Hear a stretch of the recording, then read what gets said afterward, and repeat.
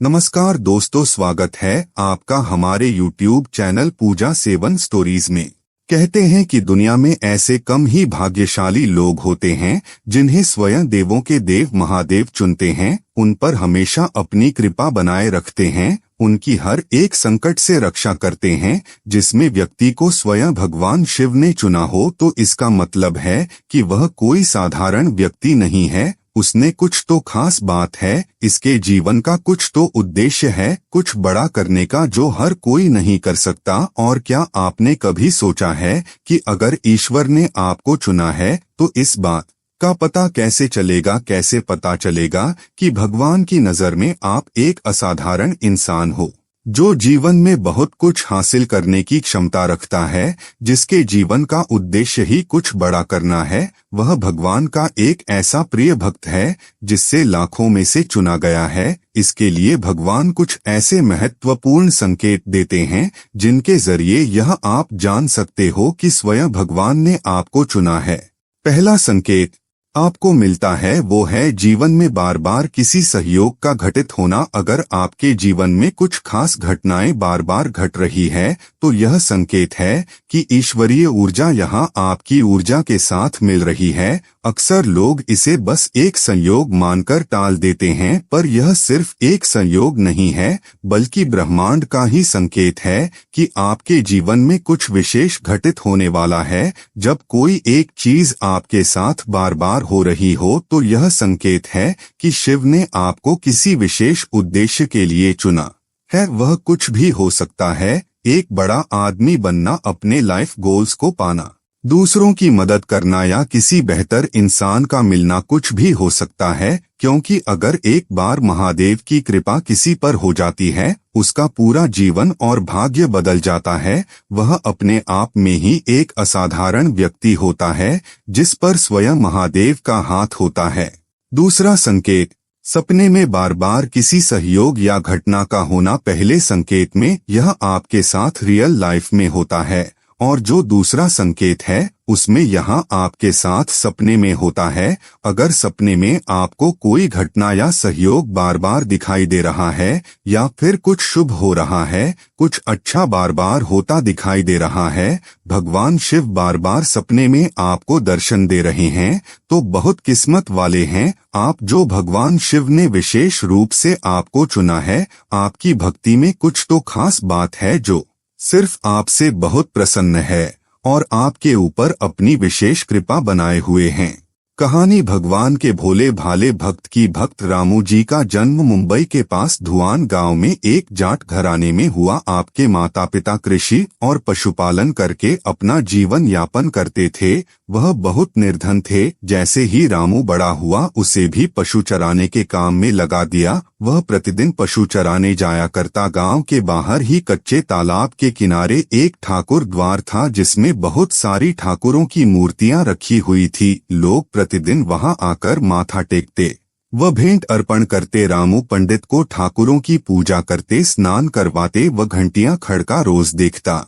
अल्प बुद्धि का होने के कारण वह समझ ना पाता। एक दिन उसके मन में आया कि देखते कि क्या है। उसने एक दिन पंडित से पूछ ही लिया कि आप मूर्तियों के आगे बैठकर आप क्या करते हो। पंडित ने कहा, ठाकुर की सेवा करते हैं जिनसे कि मनोकामनाएं पूर्ण होती हैं। रामू ने कहा, यह ठाकुर मुझे भी दे दो। उससे छुटकारा पाने के लिए पंडित ने कपड़े में पत्थर लपेट कर दे दिया। घर जाकर धन्य ने पत्थर को ठाकुर समझकर स्नान कराया और भोग लगाने के लिए कहने लगा। उसने ठाकुर के आगे बहुत मिन्नतें की। धन्य ने कसम खाई कि यदि ठाकुर जी आप नहीं खाएंगे तो मैं भी भूखा ही रहूंगा। उसका यह प्रण देखकर प्रभु प्रकट हुए तथा रोटी खाई व लस्सी पी। इस प्रकार धन्य ने अपने भोलेपन में पूजा करने और साफ मन से पत्थर में भी भगवान को पा लिया। जब धन्य को लगन लगी उस समय उसके माता पिता बूढ़े हो चुके थे और अकेला नव युवक था। उसे ख्याल आया कि ठाकुर को पूजा से खुश करके यदि सब कुछ हासिल किया जा सकता है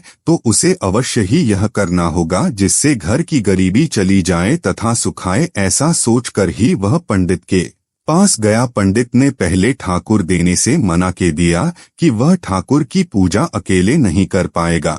दूसरा, तुम अनपढ़ हो। तीसरा, ठाकुर जी मंदिर के बिना कहीं नहीं रहते और नहीं प्रसन्न होते, इसलिए तुम जिद मत करो और खेतों की संभाल करो। ब्राह्मण का धर्म है पूजा पाठ करना, जाट का कार्य है अनाज पैदा करना। परंतु रामू तस से मस न हुआ। अपनी पिटाई के डर से पंडित ने जो शालिग्राम मंदिर में फालतू पड़ा था उठाकर रामू को दे दिया और पूजा पाठ की विधि भी बता दी। पूरी रात धन्ने को नींद न आई। वह पूरी रात सोचता रहा कि ठाकुर को कैसे प्रसन्न करेगा और उनसे क्या मांगेगा। सुबह उठकर अपने नहाने के बाद ठाकुर को स्नान कराया। भक्ति भाव से बैठकर लस्सी रड़की रोटी पकाई। उसने प्रार्थना की, है प्रभु भोग लगाओ, मुझ गरीब के पास रोटी लस्सी और मक्खन ही है और कुछ नहीं। जब और चीजें दोगे तब आपके आगे रख दूंगा। वह बैठा ठाकुर जी को देखता रहा। अब पत्थर भोजन कैसे करें। पंडित तो भोग का बहाना लगाकर सारी सामग्री घर ले जाता था, पर भले बालक को इस बात का कहाँ ज्ञान था। वह व्याकुल होकर कहने लगा कि क्या आप जाट का प्रसाद नहीं खाते दादा, तो इतनी देर नहीं लगाते थे।